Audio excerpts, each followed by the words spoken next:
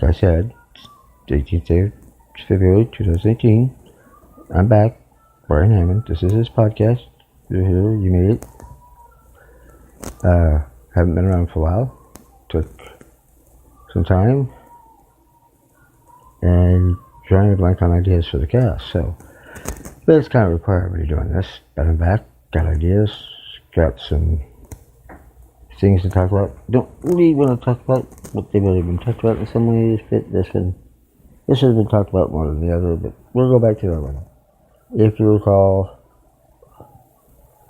the last day of January, we talked about sexual trafficking. We talked about that. Before that, we talked about sexual misconduct in the workplace, and all the smart-assy sense of humor, a sarcastic one. Some are offended by it, some like it. I personally like it. But that's just me. But that's not what I come to talk to you about. It's a lot more serious than you think, ladies and gentlemen. I've talked to you in times past. I've done many of these podcasts. Not as many as others, but I've done quite a few. Over 40. And we've talked about many different topics. Many different topics. Some of the serious ones I'm very, very passionate about. Okay? Others, yes. Something needs to get done. But with this topic, which is structural gun laws, if this thing was a waste of a young life, another one. I've read a lot of different comments. Yeah, it's our. Just one thing has.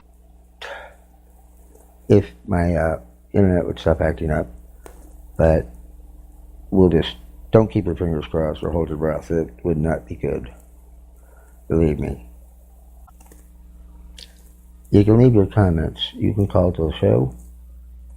Either way, you can still get your word out. The email address is bdhammond45@gmail.com. You want to leave comments, questions, suggestions? You want to join me? You're welcome to.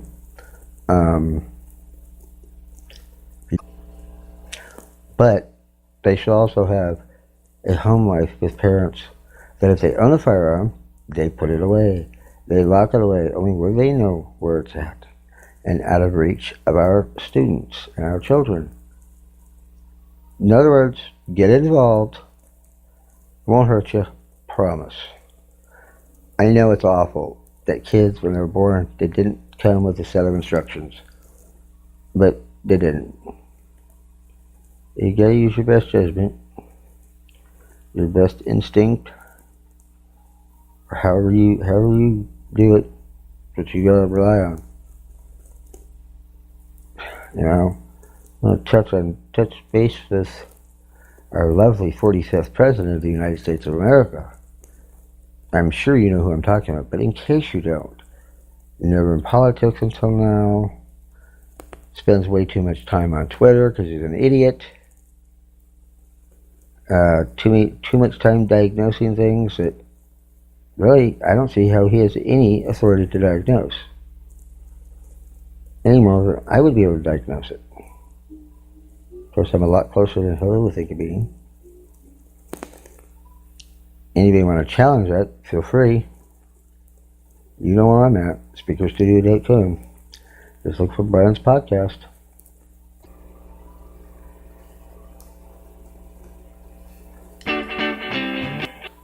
No shame, no.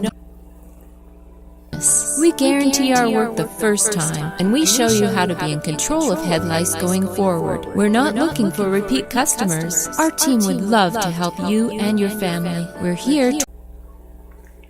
I realize reporters can come across very zealous in what they're saying, and maybe at times misquote what the other person is saying. It's possible.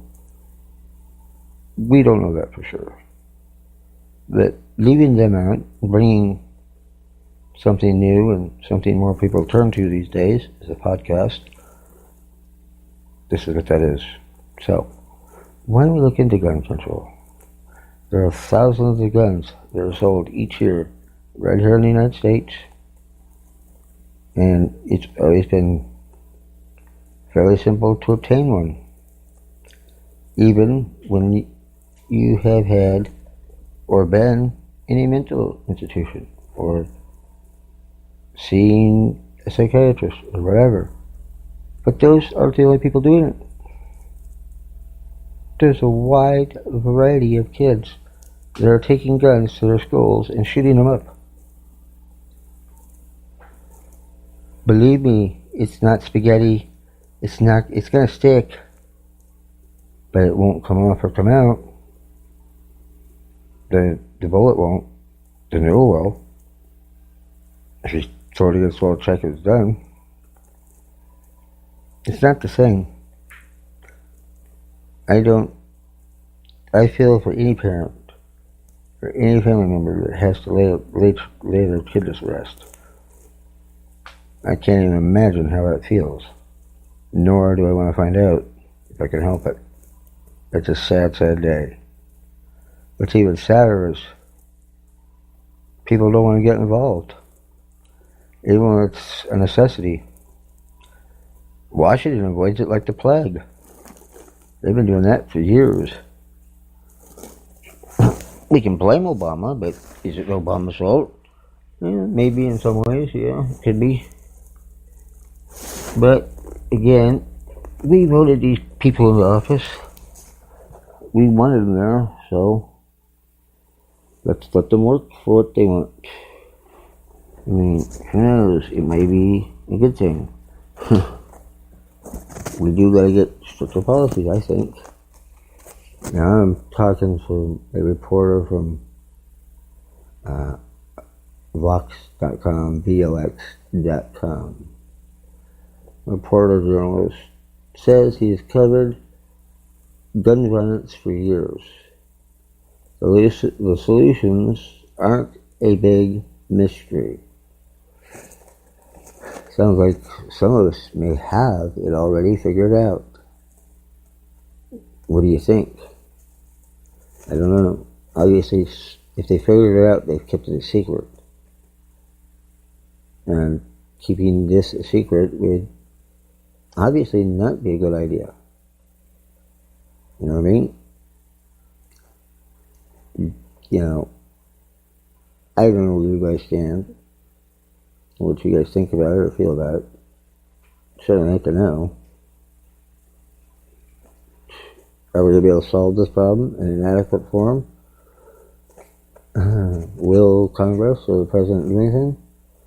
Well, we've been avoiding it for years, so I would not hold your breath, and I certainly would not count on it. Although I'd like to believe that it would happen. I'd like to believe that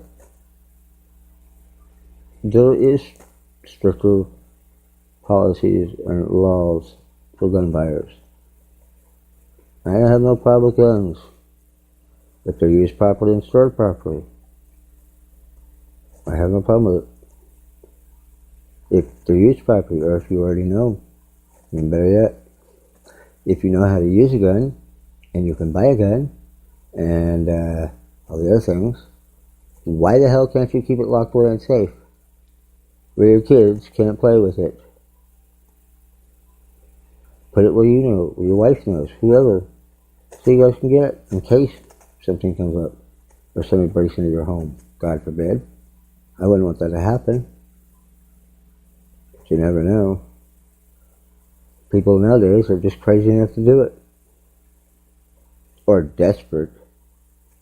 Can't imagine that things are obviously not getting any better by shutting down and pretending like the world doesn't exist. You get up every morning and send your kids to school. You feed them breakfast. You're not a total hermit, obviously. And if anybody out there tells me they don't go anywhere ever, and all they do is stay home, and they never turn on their TV or see news or read a paper, you know what? I'd like to be the first one to shake your hand and tell you just how crazy you really are.